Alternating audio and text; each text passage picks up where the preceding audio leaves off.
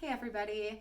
In this video, I'm going to be working through a couple examples about balancing or how to balance chemical reactions. Now, the reason that chemical reactions have to be balanced is because what we have found is that matter is always conserved. What that means is that in any physical or chemical process, matter just doesn't disappear and reappear. It's always accounted for.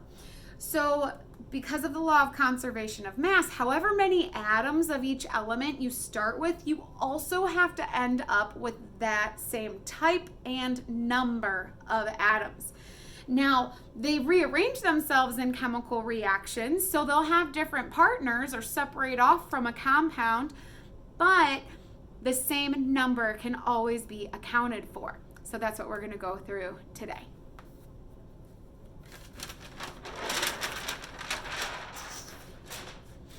So the first reaction we're going to look at is H2 plus O2 yields water, or H2O, H2O.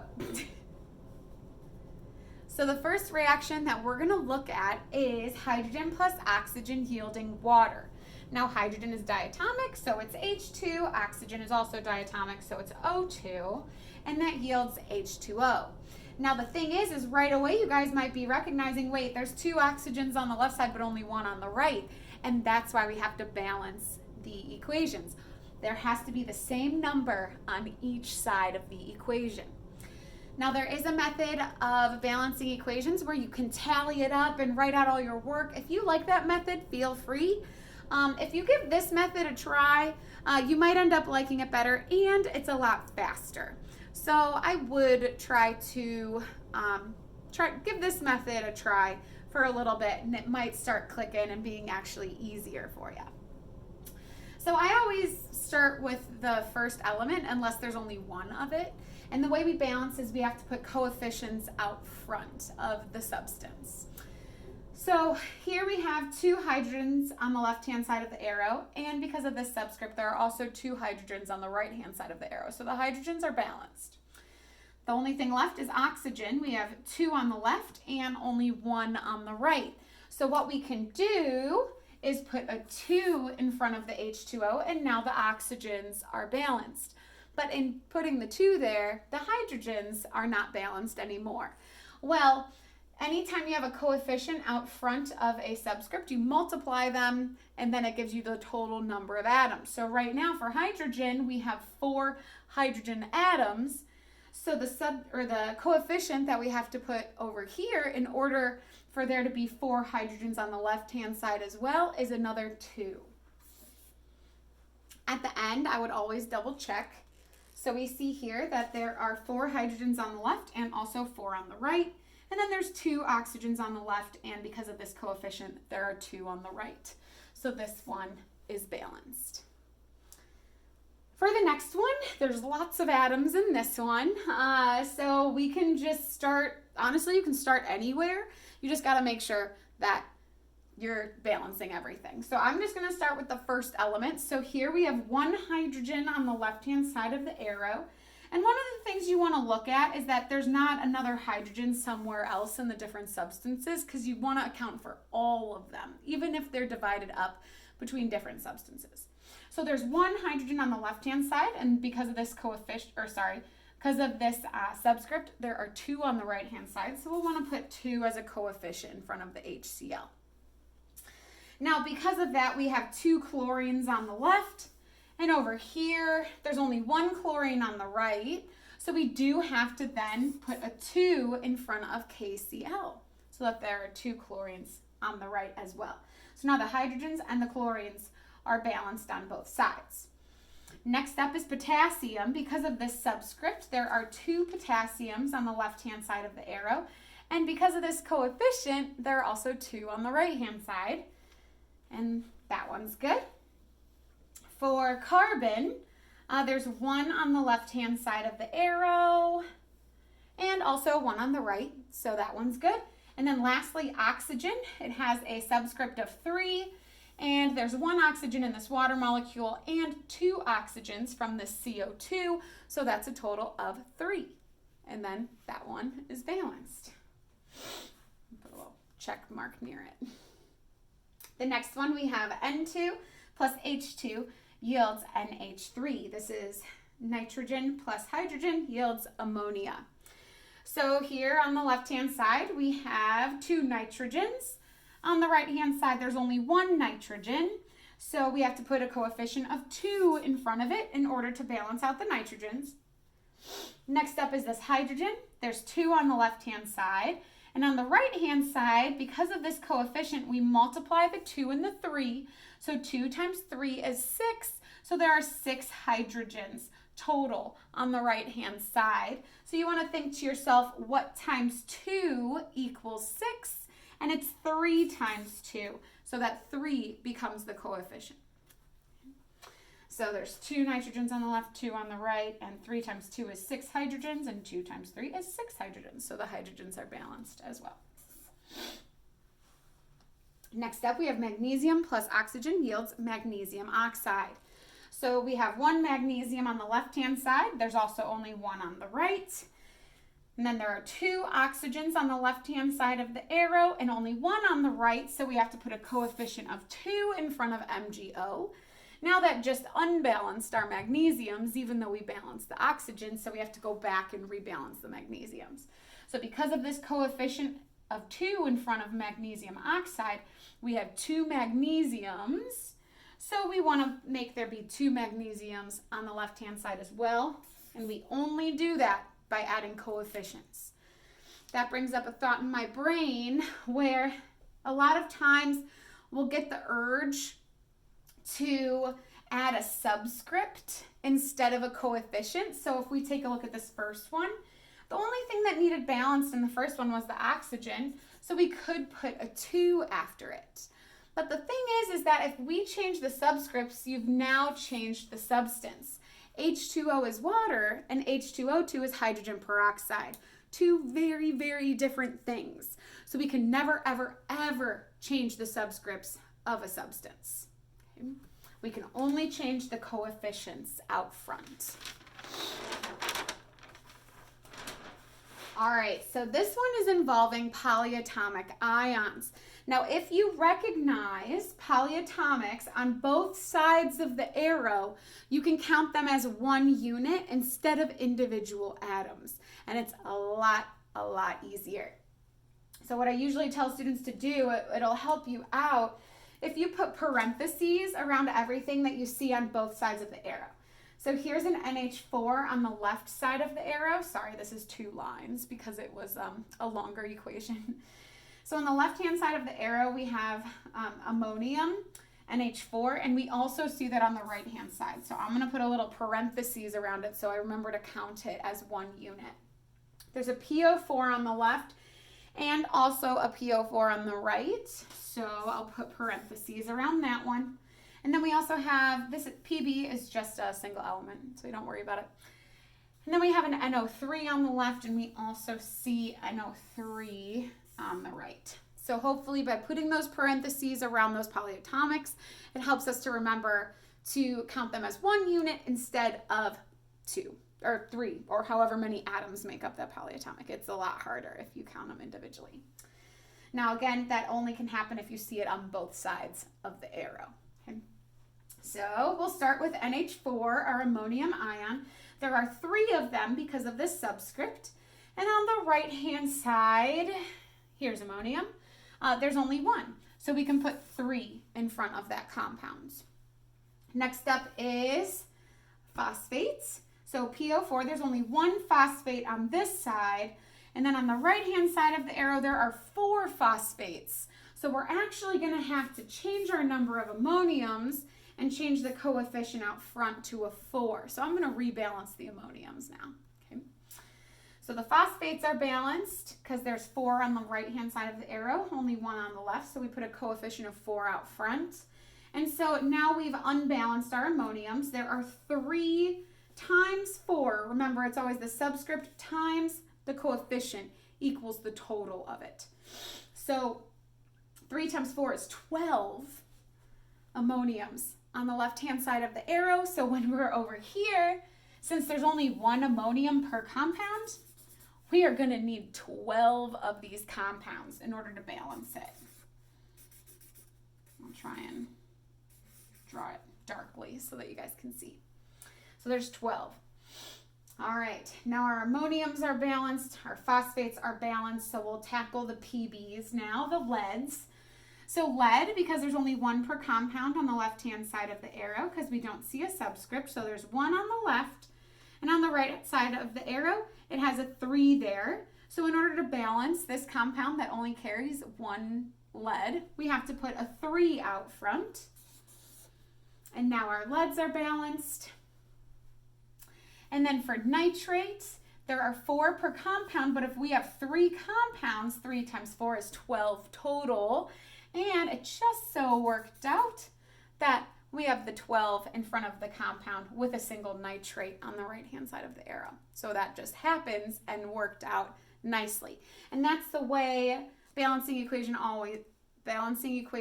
always work. If you find that you can't figure it out, you might have written an incorrect subscript or an incorrect coefficient somewhere. So use that as a sign because it should all work out pretty nicely. All right, for our next one, we have sodium phosphate. Now, phosphate is a polyatomic ion, so we might see it on the other side of the arrow. And it is, even though I kind of messed up my P there. So we can put parentheses around that phosphate. Now we have calcium nitrate, and we do see the nitrate on both sides of the arrow. So put your parentheses in, and then you can start counting ions. So there are 3 sodiums on the left side of the arrow, only 1 on the right. So we put a 3 in front of that compound to balance it out. Over on the left-hand side of the arrow, we have 1 phosphate, but on the right-hand side, there are 2 phosphates. So we have to put a 2 in front of this original compound. And now we have to rebalance the sodiums. So that coefficient's going to get scribbled out. So sodium now, if we have 2 compounds, each with 3 sodiums, that's 6 sodiums total. So the coefficient in front of this compound, which only carries 1 sodium, has to be 6. Now is calcium. There's only 1 coming from this substance. And over here, there's also only 1. Oh, I think I wrote down this. Did I write this improperly? Let me double check myself really quick.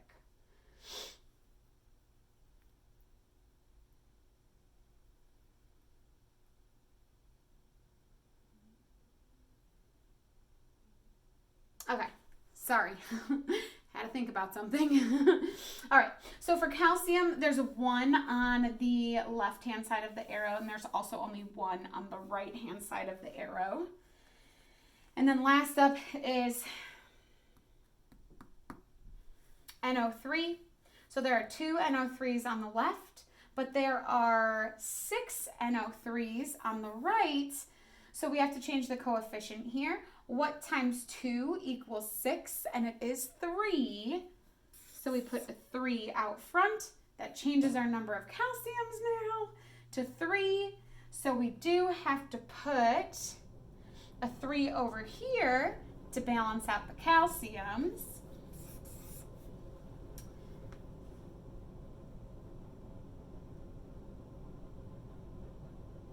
And I think I'm currently overbalancing this problem.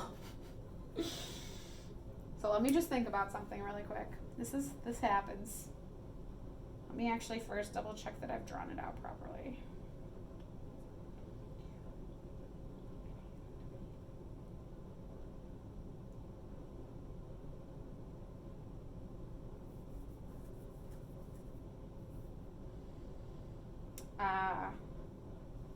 Yeah, okay, I made a mistake.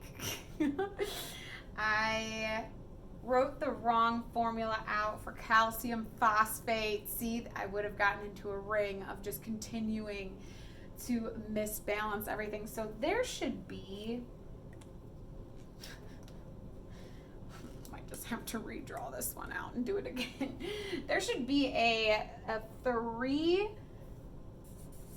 in front of or behind calcium here because phosphate has a -3 charge, calcium has a +2. I wrote that compound improperly. So actually, we do not need this 3 here. I'm so sorry if I got confusing. Yeah, we don't need that 3. Okay, this is embarrassing. All right. Let's just start from the beginning again and I'll double check everything. So here, without the coefficient, there's 3 sodiums in this compound and only 1. So we put a 3 there. Then when we balance the phosphates, there's only 1 phosphate here, but there are 2 here. So we do need to put a 2 out front. So now we have to rebalance our sodiums. So 2 times 3 equals 6. So we put a 3 here. So, 6 in front of the sodium compound because there's only 1 sodium in this compound. So we have to put a 6 there in order to balance out the sodiums. Now, for calcium, without this coefficient, there's only 1 calcium in this compound. But over here, because of this subscript after the calcium, which should be there, there are 3 calciums on the right-hand side. So we do have to put a 3 as a coefficient for this calcium compound.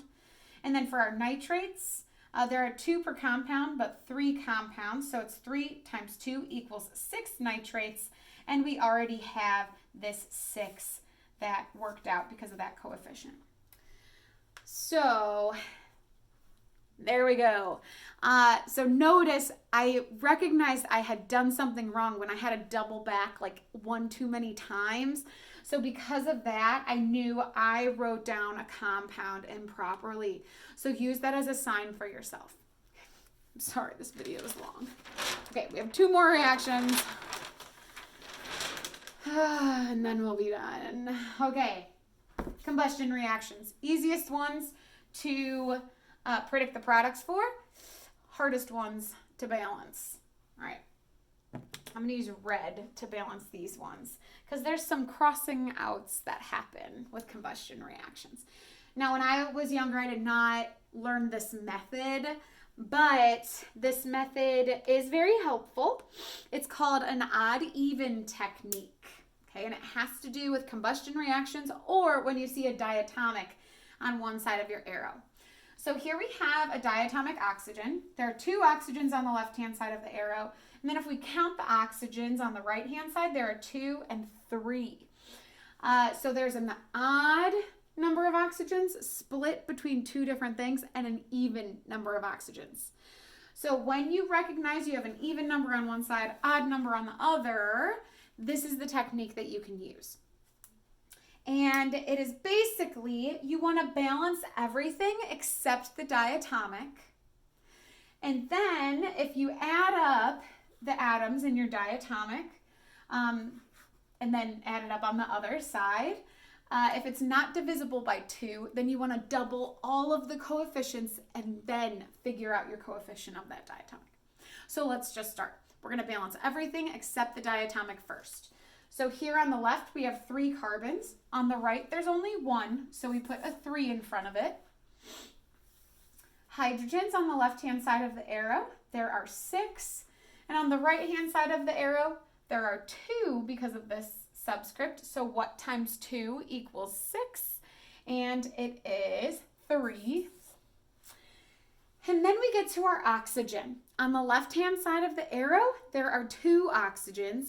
And then on the right-hand side of the arrow, we have 3 times 2, which is 6 oxygens. I'm going to write it small there. 6 oxygens plus 3 oxygens from 3 water molecules. 6 plus 3 equals 9, which is an odd number. 9 is not divisible by 2. So we can double everything and then figure out the coefficient in front of O2. So the only thing you want to remember is as we're doubling everything, you want to recognize that even though there's not a coefficient of 1 written here, there is technically 1 compound. So double of 1 is 2, double of 3 is 6, double of 3 is 6. So we've doubled our number of oxygens on the right-hand side of the equation. We originally had 9, so that means now we have 18. 6 times 2 is 12, plus 6 from 6 water molecules, that equals 18. So if we're divvying that up to figure out our coefficient here, 18 oxygens divided by 2 per molecule of oxygen, 2 atoms per molecule. 18 divided by 2 is 9 for the coefficient. Okay, the last one I'm going to do is methane plus oxygen equals carbon dioxide and water. So this is another combustion reaction. So we have 1 carbon on the left. There's also 1 carbon on the right. There are 4 hydrogens on the left-hand side and 2 on the right. So 2 times what equals 4? And it's 2. So we put a 2 out front. So now the hydrogens are all balanced. There are 2 oxygens on the left and 2, 3, 4 oxygens on the right. So it just so happens that with this one, we don't actually have to use the odd even technique. The numbers worked out. So we don't have to we don't have to double anything. It works out because our number of oxygens on the right-hand side is an even number. So there are 2, 3, 4 oxygens on the right-hand side. So 4 divided by 2 is 2 in order to balance. I hope I didn't confuse you guys too much. Let me know if there are any questions that you guys have. And slowly but surely, this should hopefully start to make sense for you. Let me know if you have any questions. Have a great day.